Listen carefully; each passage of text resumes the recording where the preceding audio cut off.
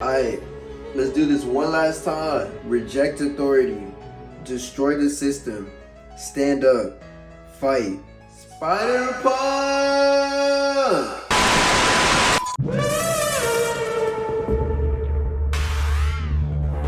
First of all, I cannot stop re-watching this movie.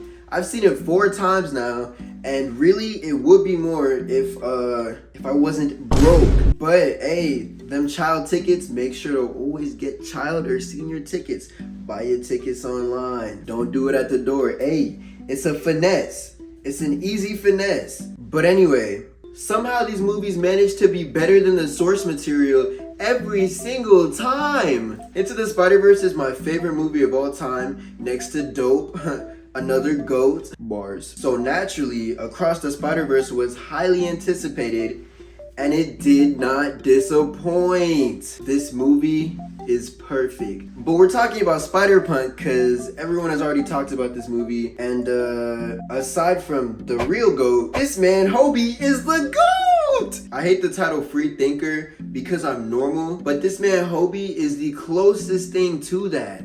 With only like 30 minutes of screen time, he somehow managed to become the best supporting character and somehow make me care about Spider-Punk as a character. I did not give a flying f*** about this dude before this movie came out. They leveled this man up in every single way. Design, goated. Actor, goated. Style of animation, goated. Just look at his steez. How are you even cooler under your mask? I was just cool the whole time.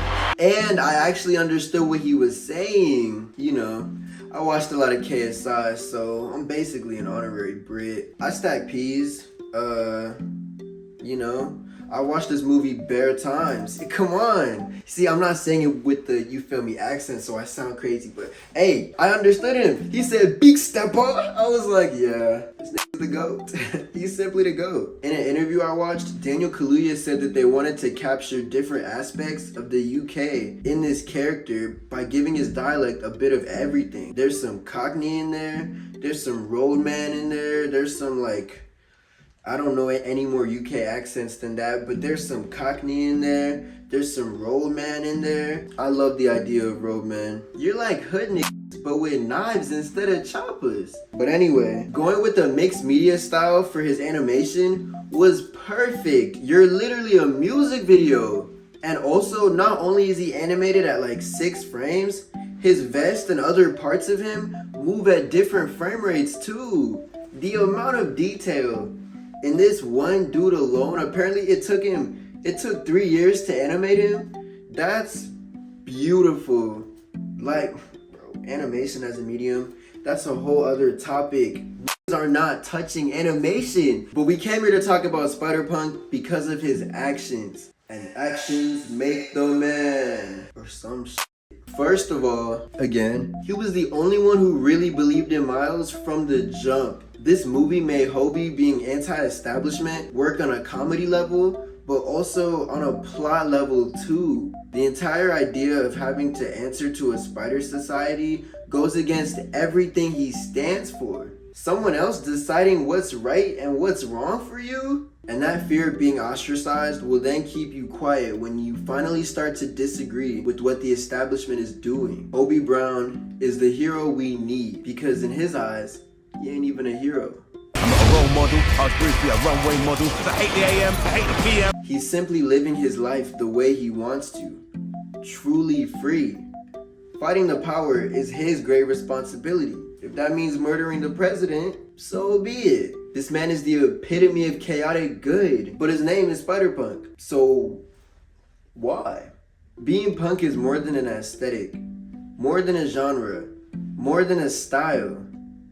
Punk is a movement, and I honestly didn't know that before watching this movie. Like, not really. To be a punk is to be a rebel. Generally speaking, as a whole body, when we think of all things punk, we usually think of stuff like this.